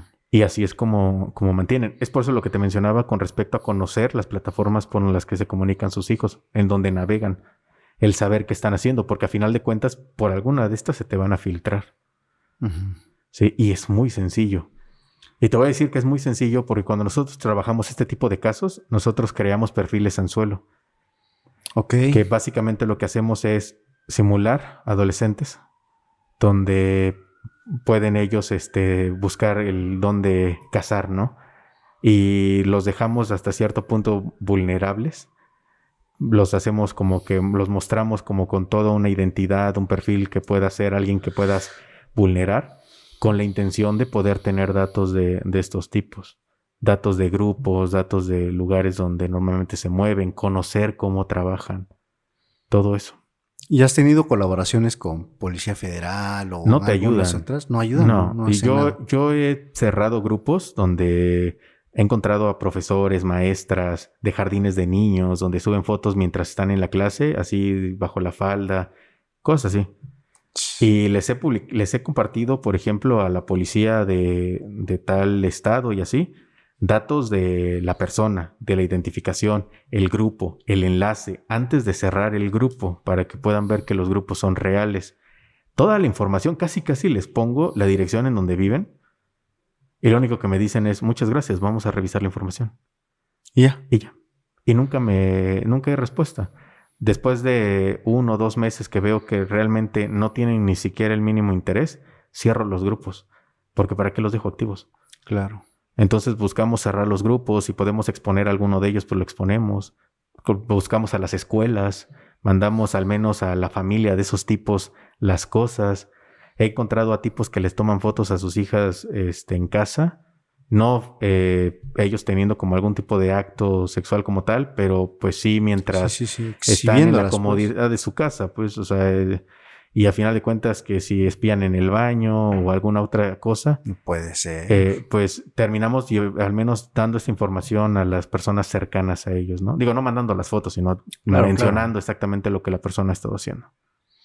No puedo creer, hay mucha gente, híjole, no sé cómo llamarlos, pero... Sí, no, y es que no realmente no pueden, es muy difícil realmente tratar de decir que todo lo que te digo es como real, ¿no? Porque estás más acostumbrado a verlo en una serie de televisión policíaca y demás, que decir realmente pueda existir, pero realmente existe. O sea, este tipo de grupos, este tipo de contenidos, este tipo de cosas, actividades y demás, operan todo el tiempo y... operan aquí en Oaxaca, operan en cualquier otro lugar. O sea, no es algo exclusivo de una parte. Ok. Ahora, ¿qué opinas sobre el equilibrio entre los avances tecnológicos y la preservación de la privacidad individual? ¿Qué opinas sobre eso? ¿Sobre el equilibrio? ¿Existe? ¿No existe? Existe por momentos ese equilibrio, ¿no? Porque al mismo tiempo en como encuentras brechas de seguridad, cosas que se pueden vulnerar, viene algo más que te lo actualiza y ya te protege, ¿no? Y entonces se buscan otras medidas. Que al igual que como salen nuevas herramientas que te facilitan otras cosas, pues también te ayudan ahora a generar nuevos métodos para engañar, para vulnerar y demás, ¿no? Sí. Como ahora lo tenemos con la inteligencia artificial. Que hoy en día, pues, de una fotografía puedes crear un video y básicamente hacer que la persona salga diciendo algo. Y entonces ya no nada más te enfocas en un delito de violencia digital, sino ya te enfocas en un delito en general, ¿no? Un tipo de extorsión, engaño. Suplantación de imagen. Sí, suplantación de imagen, un secuestro virtual, como lo llaman ahora, No manches. en donde pues la persona dice que está secuestrada, ¿no? Por ejemplo, y la familia está por un lado buscando, dando dinero, y simplemente era un video falso, ¿no? O una fotografía falsa, o falsas acusaciones donde luego sacan como a famosos o políticos como haciendo algún tipo de actividad cuando es creada con inteligencia artificial. Entonces, cada vez que generan nuevas herramientas para muchas cosas, están también generando herramientas que pueden ser utilizadas para otros medios, ¿sí? Entonces, así yo creo que en algún punto hay un equilibrio, hay un punto en donde tienes las medidas de protección como las herramientas necesarias para mejorar los entornos y demás, como también van surgiendo nuevas vulnerabilidades, nuevas brechas, nuevas cosas que pueden explotar. Y en algún punto una está más alta que la otra, pero es parte de el crecimiento digital que tenemos. En algún punto la inteligencia artificial ya no va a hacer nada, va a llegar algo diferente, vamos a tener otro tipo de herramientas, otras cosas, en donde pues igual y hasta la violencia crezca en un metaverso, no sé. Sí. Sí, entonces realmente no sé hasta qué punto podamos llegar. Lo que sí es que mientras más digitales somos, pues más brechas de seguridad tenemos, ¿no? Porque si antes nos preocupaba el cómo guardábamos a nuestros familiares en el teléfono por si los robaban, por si... Sí, ¿no? claro. ¿Recuerdas esta etapa de Calderón donde todo mundo se cambió el nombre? Sí, por lo de la CURP y Sí, demás. Sí, claro. entonces, así como en su momento había ciertas medidas, en la cuestión digital ya les abrimos la puerta con todo. Tenemos ecodots que básicamente hacen grabaciones de audio constante de nuestro ambiente y que se pueden escuchar en nuestra cuenta. Podemos solicitarle, por ejemplo, a Amazon que nos dé todas las grabaciones que hizo Alexa mientras nosotros no solicitamos nada. No manches. Ahora, si te quitan, por ejemplo, tu cuenta de Amazon y tienes un Echo Dot, ahí tienen grabaciones de tu voz solicitando muchas cosas, ¿no? Que Alexa hace esto, que Alexa aquello. Y entonces ya tienen tu voz que pueden utilizar en inteligencia artificial para hacer algún otro tipo de actividad, ¿no? Entonces, hay muchas cosas que nos van dejando vulnerables conforme tenemos cámaras en casa, sensores de movimiento, televisiones con, Smart TVs, todo tipo de cosas que se conecten. El hecho de robarle el Wi-Fi a alguien ya te permite saber cuántas personas puede haber en una casa, porque puedes saber cuántos teléfonos están activos. Ni siquiera necesitas asomarte por la ventana. Ya nada más en la computadora. Sí, nada más haces un escaneo de red y ya ves cuántas personas hay. Es más, ya puedes saber qué tanto tienen, porque sabes cuántos teléfonos portan, qué televisión gama está conectada, qué gama, todo. Si tienen un sistema de cámaras, pues te metes a la cámara, puedes revisar lo que hay adentro. No, hay que... Híjole, es que hay un como que doble filo, ¿no? En la cuestión de la tecnología. Sí, la tecnología nos facilita muchas cosas, ¿no? Y nos da una vida un poco más tranquila y más fácil en muchos aspectos, pero también si nosotros nos volvemos completamente digitales, vamos abriendo cada vez más caminos que pueden vulnerar. Sí. Ok. Ahora, en cuanto a tu colectivo DLR, ¿qué planes tienes para el futuro para el colectivo? ¿Y cómo esperas expandir tu impacto? Pues yo espero que el colectivo sea tan grande como pueda.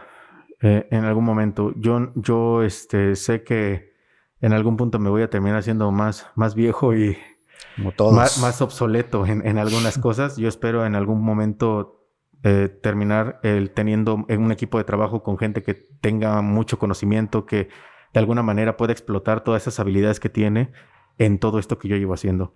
Creo yo que si yo pude hacerlo, si yo puedo cerrar esos sitios, si yo puedo hacer esta actividad, cualquiera lo puede hacer, ¿no? Hay mucha gente con mucho talento allá afuera. Entonces yo espero algún día tener ese apoyo de toda esa gente y que un día el colectivo sea un ente internacional que permita poder brindar este apoyo en todas partes. Okay. Eso es lo que me gustaría ver algún día. Ojalá que sí. Y ahora, si alguien dice, no, pues yo quisiera formar parte de tu colectivo, ¿qué necesitaría hacer? Bueno, yo generalmente cuando termino reclutando a alguien, es cuesta mucho tiempo el poder tener contacto con la persona, saber qué busca, ¿no? Con este tipo de actividades. Empezamos primero como un acercamiento hasta cierto punto, sin tener interacción con víctimas y demás. Y poco a poco vamos viendo si se presta para todo este tipo de actividad. Yo me limito únicamente a tener miembros mujeres. Ah, ok. Porque la experiencia me ha dado que cuando he intentado agregar a algún chico, siempre sale algún comentario, algún interés en cuestión de que pudieran llegar a tener acceso algún día como con las fotos o a ese tipo de información. Y entonces me da miedo esta parte de la filtración y demás. Entonces, hasta ahorita el colectivo se ha mantenido seguro de la manera en cómo lo he manejado. Entonces yo creo que eso ha sido el camino. No pienso modificar esa parte, ¿no? Que hasta el momento nos ha mantenido seguros. Entonces, pues sí, el poder formar parte de implica mucho el poder conocer a la persona, el poder saber qué intereses tiene, el qué tanto quiere realizar, porque pues hacer activismo no es redituable. Claro. Sí, Sí, alguien no te piensa haces rico de eso. que aquí se puede hacer dinero o algo, pues no. Es todo lo La verdad, contrario no. a veces, ¿no? Sí, todo lo contrario. Sí, el activismo no es redituable. Entonces, necesita entender eso la persona. Que no es que vaya a hacerse rico. O sea, si vienes a ayudar porque tienes ese interés, ¿no? En ayudar. Okay. Entonces, el que muchas de ellas hayan pasado por muchas situaciones hace que comprendan esa parte de que pues están ahí porque pues están ayudando a alguien más. Sí, hay más empatía, ¿no? Sí, mucha más empatía con las víctimas. Ok, ahora alguien que, por ejemplo, tenga este problema justamente de, pues estoy sufriendo violencia digital y la verdad no conocía este colectivo, quisiera que me ayudaran. ¿Cómo los contactan? ¿Cómo te contactan o cuáles son tus redes sociales? Por favor. El colectivo se llama Colectivo DLR, que casi todas nuestras redes están verificadas con la palomilla azul, entonces creo que eso hace que sea un poquito más fácil identificar cuáles son los perfiles, tanto en X, Instagram, en TikTok.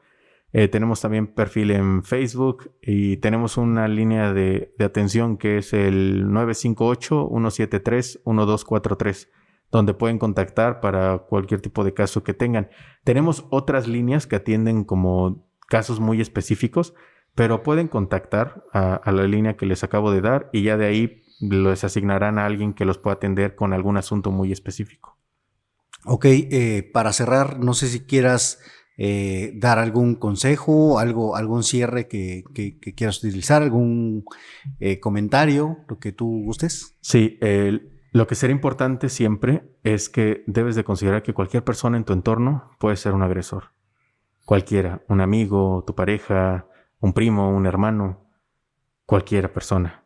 Entonces, tomando en cuenta eso, debes de tener mucho cuidado el qué tanta información proporcionas. Sé que, pues al final de cuentas, las relaciones o la amistad y demás nos lleva a dejarnos vulnerables en muchos aspectos, pero hay que tener mucho cuidado. La verdad es que casi siempre cuando a una persona la terminan acosando o violentando, siempre es por alguien dentro del entorno y sobre todo alguien que es pareja o expareja. Entonces, el mayor consejo que les puedo dar es ese. Hay que tener cuidado con todas las personas en nuestro entorno. Ok, pues Andy, muchas gracias por haber estado aquí en Oaxagenios Podcast, gracias por haber compartido tu experiencia, tu expertise, pues ojalá que, bueno, deseamos primero felicitarte por la acción que haces, por la labor que haces, ojalá que sigas ayudando a más víctimas, pero también ojalá que existan menos víctimas cada vez y que la concientización llegue a más personas de que, como tú dices, no es que solamente compartir una foto o un video, sino que realmente puedes impactarle en toda su vida y puedes dañarle, incluso lo que comentabas que pueden llegar hasta decidir quitarse la vida por toda esta presión y este acoso que sufren. Entonces, quiero agradecerte el tiempo que te diste por estar acá y ojalá no sea ni la primera ni la última vez que nos veamos y platiquemos sobre algún tema en específico. Y pues solamente resta agradecerte por todo lo demás. Y pues nos despedimos a la cámara central y nos vemos en el próximo episodio. Gracias por haber escuchado este episodio. Ojalá que te haya gustado y sobre todo que te haya servido todo lo que compartimos en la charla. Recuerda que la mejor forma de apoyarnos es compartiendo este episodio desde la plataforma donde estés escuchando este podcast, siguiéndonos en Spotify y calificándonos con 5 estrellas, y también puedes suscribirte al canal de YouTube. Por cierto, si conoces a personas que consideres oaxaqueños, menciónalos en nuestras redes sociales y coméntanos por qué deberíamos invitarlo. Nos escuchamos en el próximo episodio. Este podcast fue presentado por Hotel Agrado Guest House.